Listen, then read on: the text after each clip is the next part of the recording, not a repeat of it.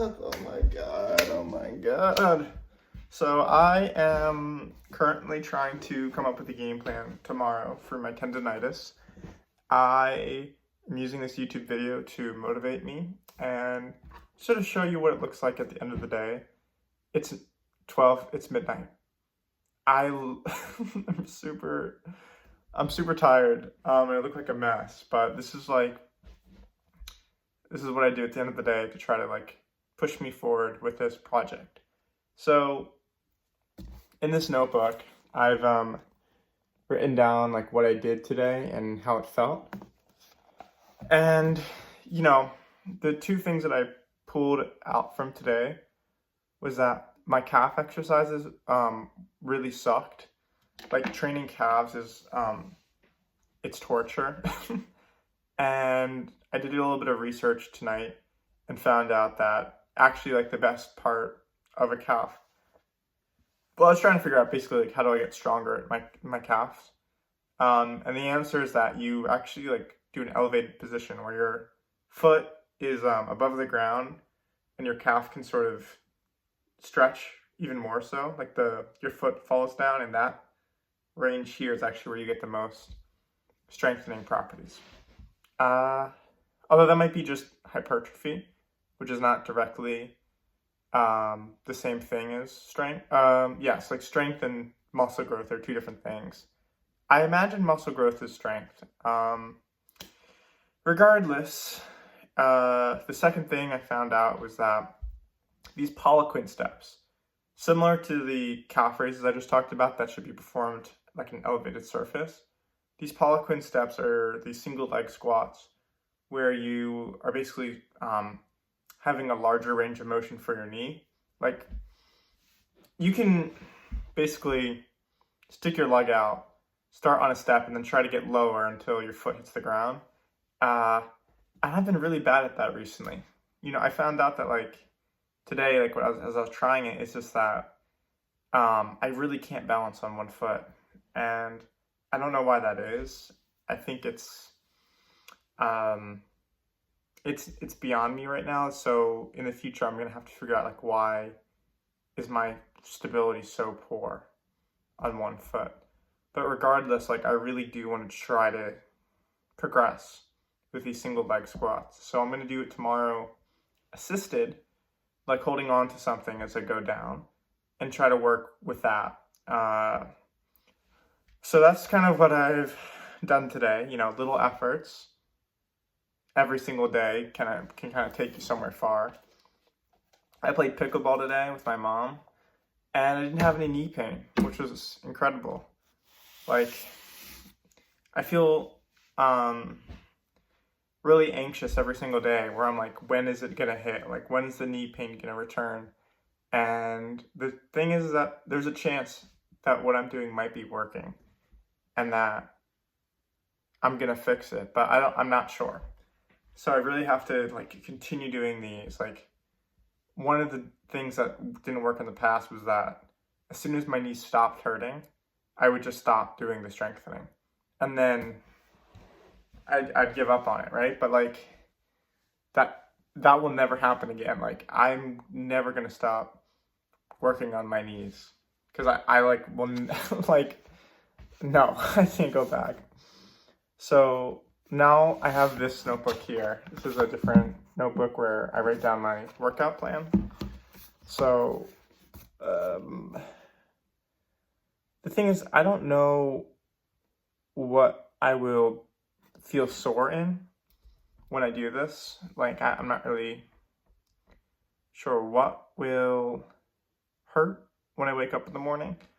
So I'm probably just gonna repeat all the stretches I wrote out for today, which is your toe, your calf, your what's the side of your leg called? I feel this is kind of your glute that you actually stretch.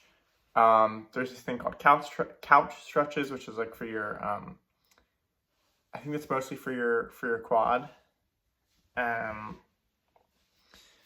So I'm just gonna repeat yesterday. I feel I did a pretty good. I don't think I have anything to add from yesterday, or sorry, today. This is today's stretching. We'll repeat that. We're gonna do a backwards walk again. Since I went kind of hard today, like I would say 1 hour of like pickleball, like I'm scared of, that's a lot of activity. So I'm not really gonna go too hard tomorrow.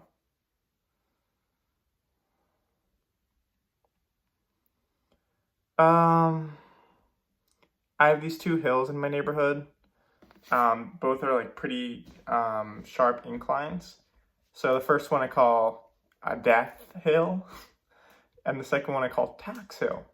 So it's like, you know, death and taxes is a little pun. And I have been practicing doing these backwards walks, which are supposed to help you like warm up and strengthen your quads and your knees. And I've never gone up Tax Hill. I think it's just because like I want to, I don't know, I think I'm just, as I'm building up these backwards walking, I'm also building up my like in the basement strengthening, so I don't want those two to both increase too much at the same time. So I'm really waiting until I can get the Poliquin step down, which I'll really have to work on tomorrow. So, right. I can't wait to go to bed, man. I'm so tired. The exercises tomorrow, when I wake up, I'll be like, oh, another day. We'll be doing the foot crunch, bro. Like, there's this thing where you're supposed to put a towel on the floor and then, like, crunch your feet. And it's, like, the dumbest exercise. Like, I don't think that works. So I'm going to go right into the tibialis. Silver. So silver band is like the strongest TheraBand I have.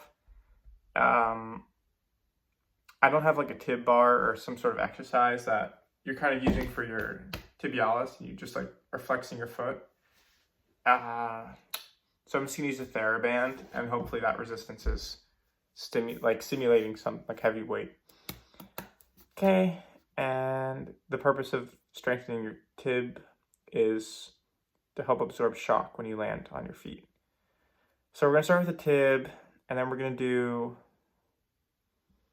ankle, oh, I guess it would be called, oh, okay, yeah, so the ankle exercises are like, those are good. 3 calf raise on a step, which we talked about earlier. 4th exercise is going to be our Poliquin. I don't know what Poliquin means. I'm curious. Sorry, a little detour.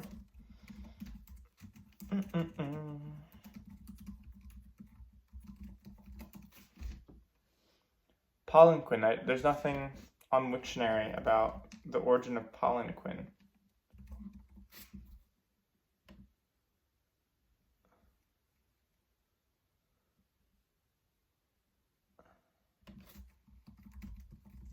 Oh, it's not called Poliquin, it's called Poliquin. And I think it's just somebody's last name. Dude, if somebody were to click on this video, they're like, you can't have dead air, man. Keep going, right? We're almost to the end of the video. Poliquin step. 5, we're gonna do an ATG squat. We will do 3 by 15 for sure. On maybe the bench. And then we'll do our clamshell. And then we can do our sort of like dog lifting its leg. It's like you kind of like hinge your leg like that to help with your glute. And then we can do our wrist. And then we can do maybe I was doing research yesterday on like shoulder exercises because I also suffer from like elbow tendinitis. And I did some drawings here of different exercises we can do. So I'm gonna try the shoulder hinge for sure. I like that one. And we will try the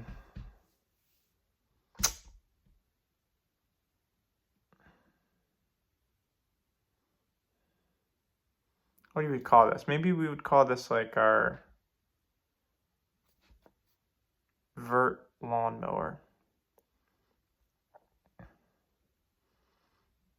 So yeah, I'll wrap up the video, but like there's this thing with your wrist, right? Where if you try using your wrist, if you're putting a lot of pressure here, you get like pulling on this elbow joint, and then you can like inflate the tendon.